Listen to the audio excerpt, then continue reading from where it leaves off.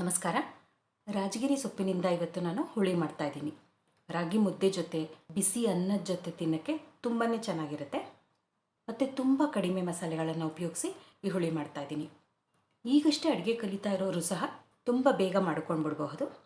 ನಾನು ಈಗಾಗಲೇ ಸಾಕಷ್ಟು ರೀತಿಯ ಸೊಪ್ಪಿನ ಹುಳಿ ಪಲ್ಯಗಳನ್ನು ಹಾಕಿದ್ದೀನಿ, ಬೇಕಾದರೆ ಒಂದು ಸಲ ನೋಡಿ.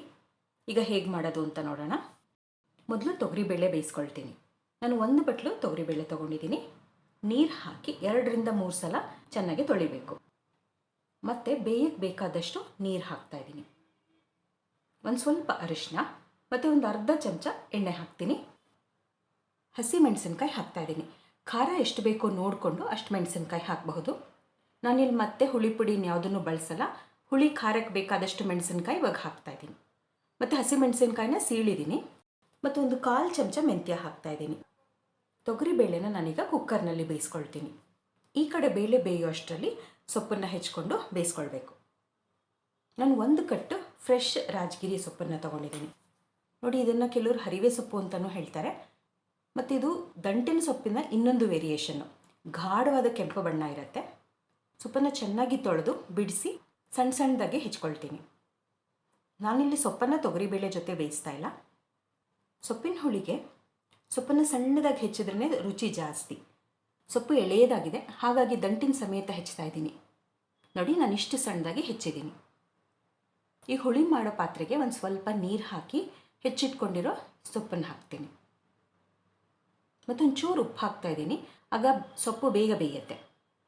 ಮತ್ತು ಹುಳಿಗೆ ಬೇಕಾದಷ್ಟು ಹುಣಸೆ ರಸನೂ ಇದಕ್ಕೆ ಹಾಕ್ತೀನಿ. ಹುಣಸೆ ರಸದಲ್ಲಿ ಸೊಪ್ಪು ಬೆಂದರೆ ಹುಳಿ ತುಂಬ ರುಚಿಯಾಗುತ್ತೆ. ಮತ್ತು ಸೊಪ್ಪು ಒಂದು 5-6 ನಿಮಿಷದಲ್ಲಿ ಬೇಯುತ್ತೆ. ಸೊಪ್ಪು ಪೂರ್ತಿ ಬೆಂದಿದೆಯಾ ಅಂತ ಒಂದು ಸಲ ನೋಡಿ. ಈಗಿದು ಬೆಂದಿದೆ. ಇದಕ್ಕೆ ನಾನು ಬೆಂದ ತೊಗರಿಬೇಳೆ ಹಾಕ್ತಾ ಇದ್ದೀನಿ.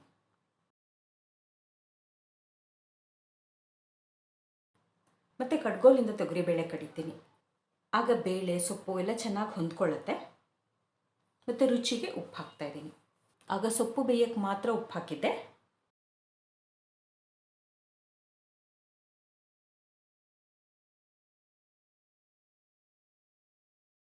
ಈಗ ಹಸಿ ಕಾಯಿ ತುರಿ ಹಾಕ್ತಾ ಇದ್ದೀನಿ. ಹುಳಿನ ಇವಾಗ ಒಂದು 5-6 ನಿಮಿಷ ಚೆನ್ನಾಗಿ ಕುದಿಯಕ್ಕೆ ಬಿಡಬೇಕು. ಮಧ್ಯ ಮಧ್ಯ ಕೈಯಾಡಿಸಿ ಕುದಿಸ್ಕೊಳ್ಬೇಕು. ನೋಡಿ, ಇವಾಗ ಹುಳಿ ಕುದ್ದಿದೆ. ಈಗ ಇದಕ್ಕೆ ಕೊನೆಯದಾಗಿ ಒಗ್ಗರಣೆ ಹಾಕ್ತಾ ಇದ್ದೀನಿ. ಬಿಸಿ ಎಣ್ಣೆಗೆ ಸಾಸಿವೆ ಹಾಕಿ ಸಾಸಿವೆ ಸಿಡಿದ ಮೇಲೆ ಇಂಗು ಹಾಕ್ತಾ ಇದ್ದೀನಿ. ಈಗ ಇಂಗಿನ ಒಗ್ಗರಣೆನ ಕುದೀತಾ ಇರೋ ಹುಳಿಗೆ ಹಾಕ್ತೀನಿ. ರುಚಿಯಾದ ಸೊಪ್ಪಿನ ಹುಳಿ ಸಿದ್ಧವಾಗಿದೆ. ನಿಮಗೆ ಈ ಹುಳಿ ಇಷ್ಟ ಆದರೆ ನೀವು ಒಂದು ಸಲ ಮಾಡಿ ನೋಡಿ, ಹೇಗೆ ಬಂತು, ನಿಮ್ಮನೇಲಿ ಎಲ್ಲರಿಗೂ ಇಷ್ಟ ಆಯ್ತು ಅನ್ನೋದನ್ನು ನನಗೆ ಕಮೆಂಟ್ ಮಾಡಿ ಹೇಳಿ. ಇನ್ನೊಂದು ಅಡುಗೆ ಜೊತೆ ಮತ್ತೆ ಸಿಗ್ತೀನಿ.